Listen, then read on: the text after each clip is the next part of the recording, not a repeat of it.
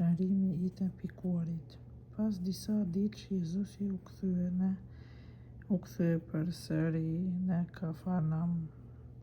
Kur u morë vesh se gjendej në shtëpi u mblodhen aq shumë njerëz saqë s'kishte vend as paraderen.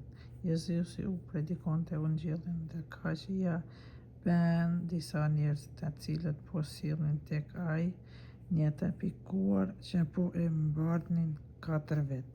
E pasi prej turmës së njerëzve nuk mund ta shtinin brenda tek ai, zbuluan pullazin në atë vend ku gjendej Jezusi dhe në përvrimën e lëshuan vikun në të cilin ishte shtrirë I pikuari. Jezusi duke parë fejen e tyre I thot të paralizorit: "Biro të janë falë mëkatet." Aty po rrinin disa skrip. Këta zonë të mendojnë në zemrat e veta: "Ç'po flet ky kështu, po blasfemon. Kush mund të falë mëkatet përveç Hyjit të vetëm?" Jezusi në shpirtin e vet e hetoi menjëherë se ata po mendonin ashtu në vete, andej u tha: "Pse po mendoni ashtu në zemrat tuaja? Çka është më lehtë, t'u thuhet të paralizorit të janë falur mëkatet, apo të thuhet: çau, merr vikun tënd dhe ec? Por që ta dini se Biri I Njeriut ka pushtet të falë mëkatet mbi tokë. Unë po ju urdhëroj." Ai tha të paralizorit: "Çau, merr shtrojen tënde dhe shko në shtëpinë tënde." Aty I paralizori u çua në këmbë, mori shtrojen dhe në praninë e të gjithëve doli përjashtë. Të gjithë mbetën shtangur nga habia. I lan lavdi Hyjit e thoshin: "Një gjë të tillë se pam kurrë." Thirrja e Levit. Jezusi përsëri doli në breg të detit. Populli mbar shkonte tek ai e Jezusi e mësonte. Duke kaluar andej pa Levin e Alfeut. Ai ishte në vendin e pagimit të taksave. Jezusi I tha: "Eja pas meje." Ai u çua dhe shkoi pas tij. Kur më vonë Jezusi ishte në tryez në shtëpinë e Levit bashkë me të e me nxënësit e tij. Ishin ulur në tryez tagërmbjellësit e mëkatarët. Vërtet ishin shumë. I ndiqnin edhe disa skrip të sektit të Farisejve.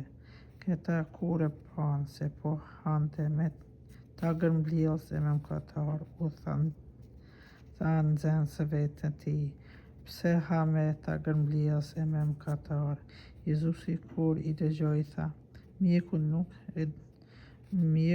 nuk e duhet të shëndoshë, por të sëmurëve. Nuk erdha të ngrish të drejtit, por mëkatarët. Diskutimi mbi agjërim. Nxënësit e Gjonit dhe Farisejt agjëronin. Erdhan disa dhe I thanë: "Pse nxënësit e Gjonit e të Farisejve agjërojnë e nxënësit e tu nuk agjërojnë?" Jezusi u përgjigji: "A thua mund të agjëroj dasmor deri sa është me ta ëndri? Për kaq kohë sa është ëndri me ta, s'mund të agjërojnë. Do të vijë dita kur do t'ua rrëmbejë ëndrin, atëherë ata në atë ditë do të agjërojnë. Askush nuk e qep anën e thirrkut të pashkelur në petkë të vjetër. Përndryshe, ana e thirrkut të pashkelur e shqyn petkun e vjetër dhe shqyrja bëhet më e madhe. Askush nuk e qet verën e re në rashicë të vjetër. Përndryshe, vera e re e shqyn rashicët. Vera derllet e rashicët prishen, porse vera e re në rashicë të rinj. Shkoklimi kallëzisht të shtunën. Në të shtunën Jezusi po kalonte nëpër të mbjella. Nxënësit e tij duke udhëtuar filluan të këpusin kalendë.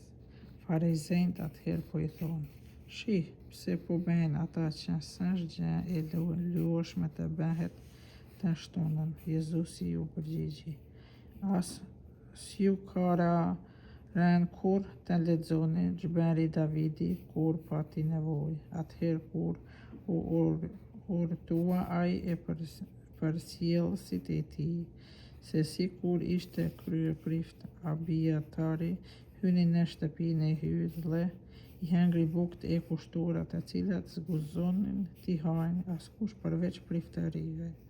Madje ai u la edhe përcjellsve të vet. Atëherë u thoshte: edhe këtë e shtuna u bë për njeriun e jo njeriu për të shtunën. Prandaj biri i njeriut është zotëruesi i të shtunës. Njeriu me dorë të thatë